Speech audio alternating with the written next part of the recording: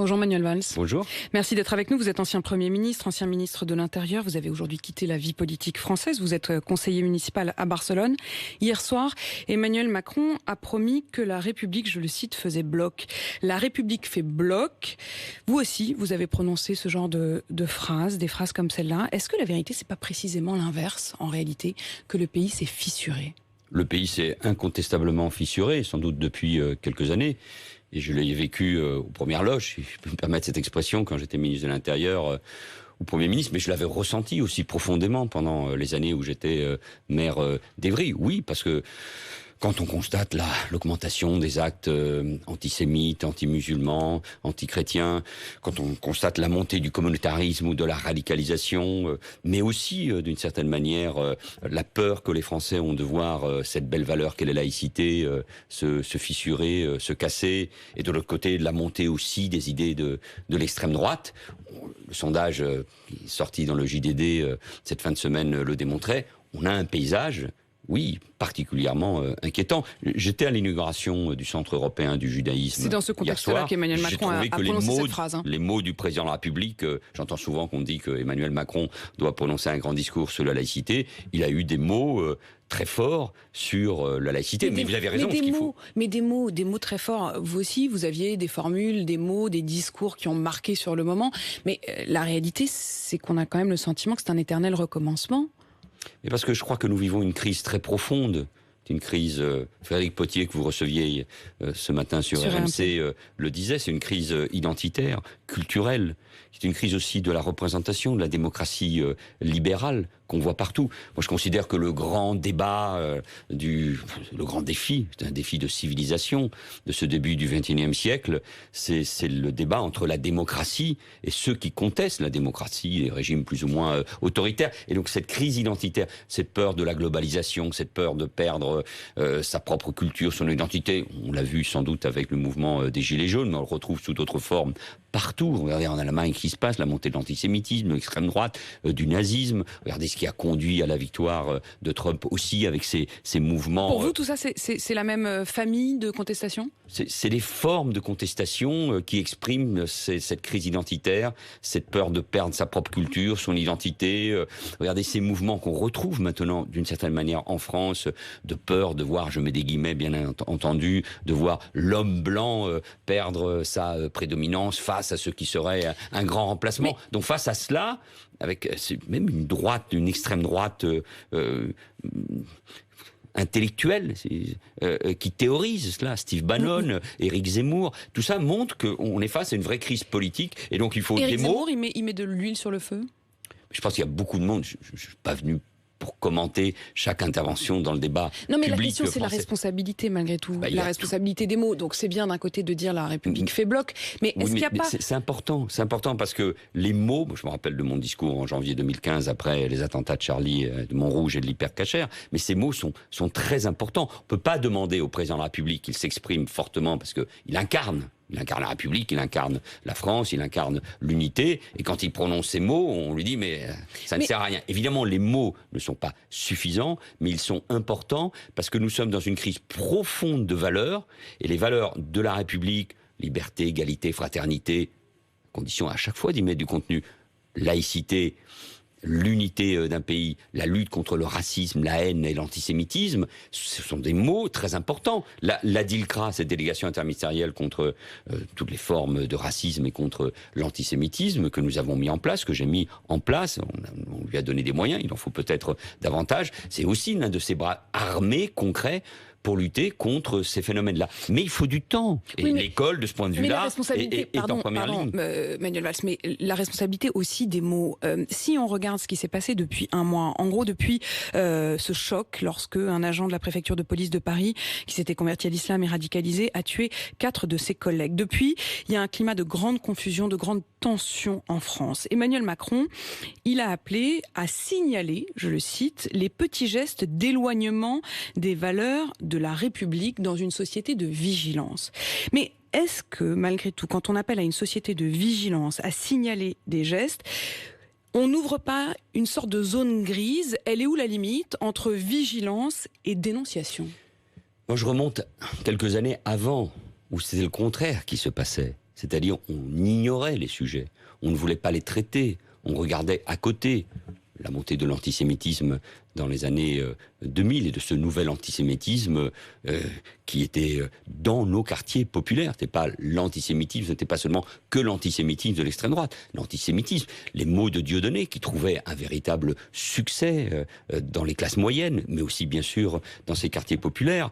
On a ignoré également la radicalisation au nom d'une idée, ne pas faire d'amalgame. Mais est-ce qu'on n'est pas passé d'un extrême à l'autre, stigmatiser. Du coup non, je crois qu'il faut toujours, bien sûr, faire attention. Il faut toujours dire, par exemple, que l'immense majorité de nos compatriotes et concitoyens de culture ou de confession musulmane ne sont pas des terroristes, ne sont pas liés à la radicalisation, sont évidemment même qu'on ait besoin de le dire. Oui, parce qu'il faut le dire. Et il faut rappeler en même temps que le débat, il a lieu d'abord au sein de l'islam. Donc moi je pense qu'il faut jamais cacher la réalité. Il faut trouver les mots les plus justes, bien distinguer, parce que c'est vrai qu'il y a une Vous avez le sentiment d'avoir toujours trouvé les mots justes? Non, bien sûr, il me manquerait plus que bien sûr que nous avons fait les uns et les autres des erreurs, mais quand j'ai parlé de l'antisémitisme ou quand j'ai parlé de la nécessité de faire la démonstration dans notre beau pays qu'est la France que l'islam est compatible avec les valeurs de la République ou avec l'égalité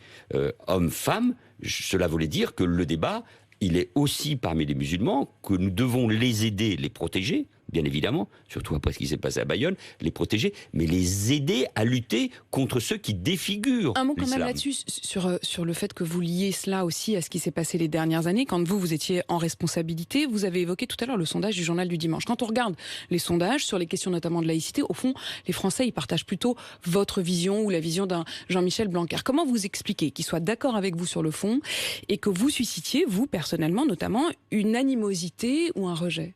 Ça, je ne sais pas, c'est difficile de commenter. Mais vous le ressentez? Je l'ai ressenti. Cela explique sans doute pourquoi j'ai voulu changer de vie également. Plus, par ailleurs, on n'est jamais irremplaçable. Mais ce qui m'apparaît le plus important pour ce qui me concerne, puisque vous avez la gentillesse de m'interroger là-dessus, c'est que oui, sur un certain nombre de sujets, j'avais raison.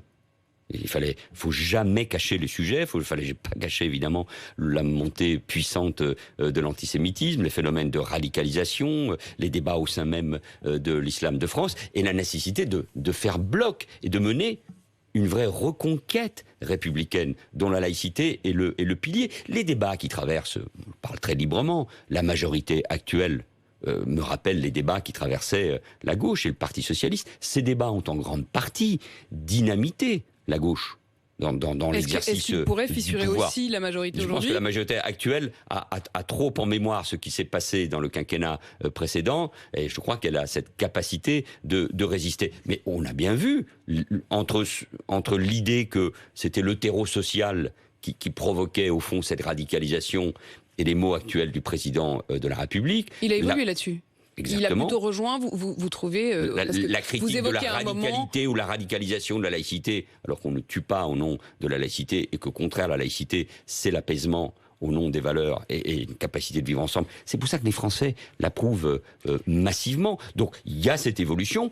J'avais raison sur ces questions-là. D'une certaine manière, ça me satisfait largement. Mais c'était un sentiment très égoïste. Ce qui me paraît le plus important, c'est de convaincre. C'est de convaincre notamment la jeunesse. Quand on regarde précisément l'attaque de Bayonne à laquelle vous faisiez référence à l'instant, vous dites que les mots sont importants. Et là, il y a quand même un choix sémantique sur la façon de qualifier ce qui s'est passé, cette attaque. Le président Emmanuel Macron, lui, il parle d'attaque. Le ministre de l'Intérieur, Christophe Castaner, parle de faits commis. Et c'est Marine Le Pen qui parle d'attentat. Comment est-ce que vous jugez ce qui s'est passé? Un attentat, c'est une attaque.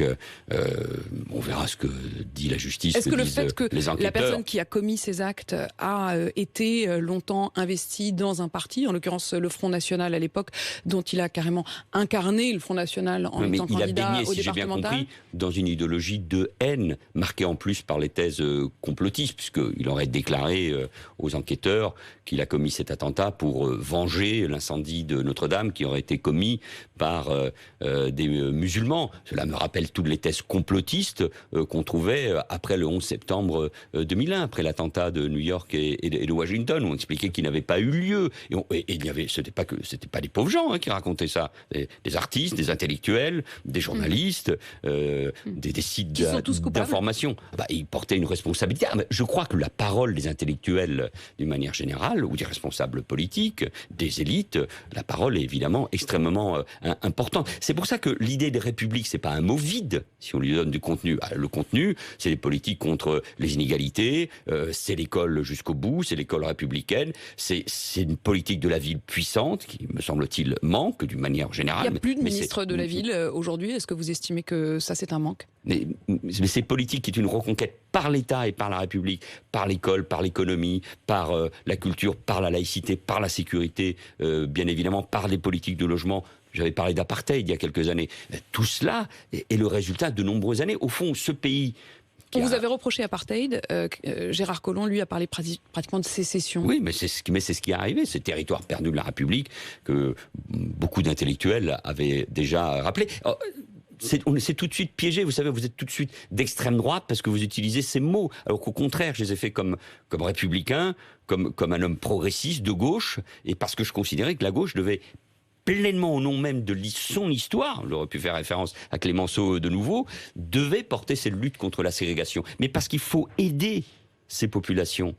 Ces jeunes, ces Français qui sont nés ailleurs, ces Français de confession et d'origine musulmane, parce que l'islam de France est encore très marqué par l'immigration et par cette histoire. Faut les aider, faut les protéger, parce que moi, je suis persuadé que la France a toujours un grand message à faire passer au monde, qui est un message universel. Ici, toutes les religions, à condition qu'elles soient d'accord pour épouser les valeurs de la République, ont toute leur place. C'est ça la République, c'est ça la laïcité. Vous parlez du monde intellectuel, quand vous voyez ce qui s'est passé à l'université en France ces derniers jours, Sylviane Agacinski sur des questions de relation au corps, de PMA, de GPA auxquelles elle est opposée, qui a été interdite de parler à l'université de Bordeaux pour des raisons de sécurité, Mohamed Sifawi qui devait mettre en place une cellule de lutte ou de formation contre la radicalisation à la Sorbonne, lui aussi, ça a été annulé également pour des raisons de sécurité. Est-ce que vous avez le sentiment qu'il y a une dérive dans l'incapacité à pouvoir débattre avec des gens avec lesquels on n'est pas forcément d'accord ? Il y a longtemps que dans les universités, je me rappelle, à Toulouse, on ne peut pas débattre d'un certain nombre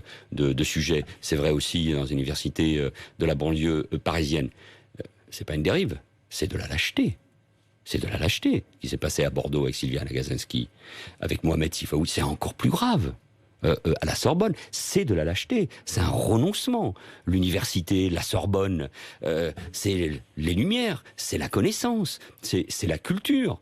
On a peur de traiter ces questions. Mais après, il ne faut pas s'étonner ensuite des dérives d'un syndicat étudiant, des dérives dans l'université. Bien évidemment, il ne faut pas s'étonner de toutes ces dérives parce que on renonce. Et d'une certaine manière, on pourrait donner raison un jour à Houellebecq et à l'un de ses livres. Donc, il faut faire très attention sur ce qui se passe. C'est pour ça qu'il faut être intransigeant. La liberté de débattre, à condition de respecter les valeurs et la loi, mais la liberté de débattre, de penser, de mener le débat, notamment là où c'est indispensable, bien sûr, dans les médias, mais au cœur de ce qu'est la pensée, c'est-à-dire l'université, ça me paraît indispensable. C'est dans l'université, moi j'en suis convaincu, qu'il y a un débat, un grand débat à venir. On a voulu séparer école et université, non. Il pourra avoir lieu, ce débat ? Il faut qu'il ait lieu. Je le dis très modestement, et c'est un conseil de celui qui ne vit plus en France. Alors, précisément, vous vivez maintenant à Barcelone. Qu'est-ce qui se passe en Espagne quand on voit les manifestations, quand on voit la justice qui emprisonne des indépendantistes catalans ? Là-bas aussi, c'est fissuré. Là-bas, c'est fissuré pour d'autres raisons, mais en Catalogne, c'est la même crise identitaire. Une partie des Catalans qui ne sont pas majoritaires, mais qui craignent de perdre à tort leur identité. La Catalogne bénéficie d'une autonomie avec des compétences en matière de police, de gestion des prisons, d'économie, d'écoles, de télévision publique qu'on ne connaît pas en France. La Catalogne et le Pays Basque ont une décentralisation, bénéficient d'une décentralisation tout à fait extraordinaire. On parle catalan dans la rue, je parle catalan au conseil municipal de Barcelone. Donc, mais c'est une peur de l'avenir, fabriquée pendant 30 ans de propagande à l'école et à la télévision publique, et avec en plus une élite, une bourgeoisie, une droite conservatrice justice qui, à cause de la crise économique et de ses conséquences et des affaires de corruption, a décidé de passer à l'indépendantisme, de passer des accords avec des partis anti-système. Tout ça a donné un résultat, avec des erreurs, bien sûr. Mais est-ce qu'il fallait les emprisonner? L'Espagne est une grande démocratie. Je le dis à nos auditeurs et à ceux qui nous regardent. Il n'y a plus Franco en Espagne. Il vient même d'être sorti de sa tombe pour aller ailleurs et puis dans un grand monument. C'est une grande démocratie, une grande constitution, imparfaite bien évidemment, comme toutes les constitutions. Un état de droit, la séparation des pouvoirs, une justice indépendante. Le parquet avait demandé 25 ans. Il y a eu unanimité des juges pour une peine moindre, mais une peine de prison. Mais en France, on est un président de région, en citer aucun pour ne pas être désagréable, qui organiserait un référendum illégal, une sécession de cette région par rapport au reste du pays, la réaction de l'État serait immédiate. Une démocratie, elle se protège. La Constitution espagnole ne prévoit pas le droit à l'autodétermination. L'Union européenne soutient l'Espagne. Donc un État, une démocratie doivent se défendre, surtout avec des violences maintenant que nous connaissons. Mais vous avez dit, les Catalans, ce n'est pas un peuple. Qui décide s'ils sont ou non un peuple? Ça, je le reconnais humblement. C'est ma vision. Mais un peuple demain peut avoir droit à l'autodétermination et ensuite un État. Et on va faire ça partout. On a eu ce débat en France il y a quelques années avec le peuple corse. En Catalogne, on est catalan parce qu'on vit. En Catalogne, il y a toutes les origines.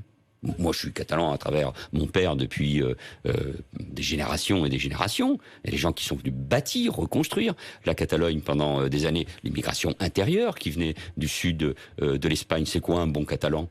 On rentre donc ce qui se passe avec le mouvement indépendantiste dans des thèses ethnicistes. C'est pas un mouvement progressiste comme certains le croient ici. Le président de la Généralité de Catalogne a traité les Espagnols de bêtes sauvages. Donc c'est très dangereux. L'Espagne est une nation avec des nationalités différentes, avec des origines différentes. On parle plusieurs langues, mais c'est une nation, c'est un État, et il faut respecter ça profondément. Vous resterez en Espagne? Vous restez en Espagne? Pour des raisons très personnelles, de choix de vie.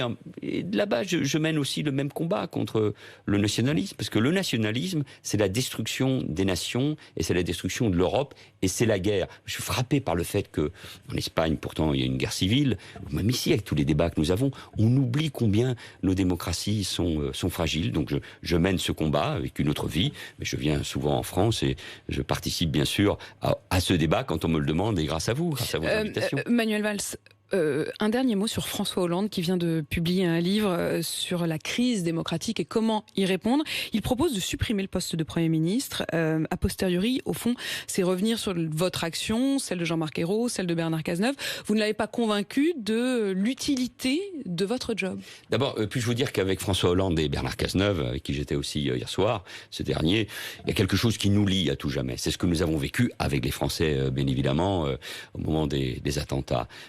Et puis il m'a nommé ministre et Premier ministre, donc je garde une relation avec lui apaisée et reconnaissante. Donc vous ne le voyez pas comme une ingratitude? Non, je ne crois pas. Je pense qu'il a une réflexion sur les institutions. Il n'est pas le seul à la faire. On est tous passés par là. Je pense que les institutions de la Ve République ne doivent pas être changées. Elles peuvent toujours être améliorées, bien évidemment. Il y a eu des changements. Mais c'est un équilibre délicat. Et cet équilibre, me semble-t-il, il faut le préserver. La crise démocratique réelle, la crise de confiance, elle se résout pas à travers ces institutions. Elle se résout dans la pratique politique et dans la réponse claire et nette sur les grands défis de la société française. A posteriori, avec l'exercice du pouvoir tel que vous l'avez fait, permettre des modifications dans cette relation au pouvoir, dans cet exercice du pouvoir, qu'est-ce que vous feriez? Je pense que c'est une question de pratique.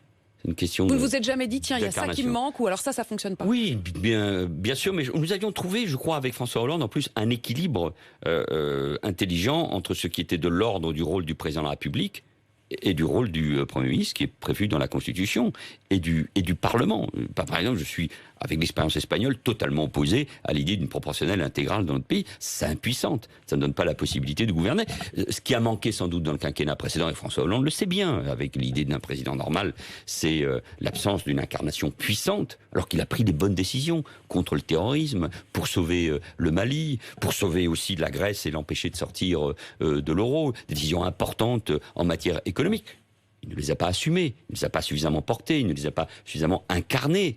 le président de la République, c'est le chef de l'État. Il est élu par une majorité de Français. Il doit incarner les valeurs de la France et cette politique. Mais ce ne sont pas par des propositions, elles sont intéressantes. En plus, tout est dans le débat, je le disais tout à l'heure. Mais un sextennat, l'absence du droit de dissolution, la suppression du Premier ministre, pas l'ambition de le redevenir. Donc, je parle très librement. Non, je ne pense pas que ça aille dans le bon sens. Ces institutions sont fragiles, elles ont très bien marché. Le génie du général de Gaulle est toujours là. Donc, il faut préserver ce génie parce qu'il correspond à ce qu'est la France dans un pays avec beaucoup de radicalité et de fracture. Nous le disions souvent avec François Hollande.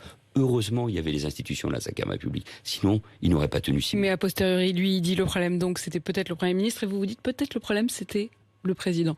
Merci en tout cas d'avoir été avec nous ce matin. L'actualité continue sur BFM TV et RMC.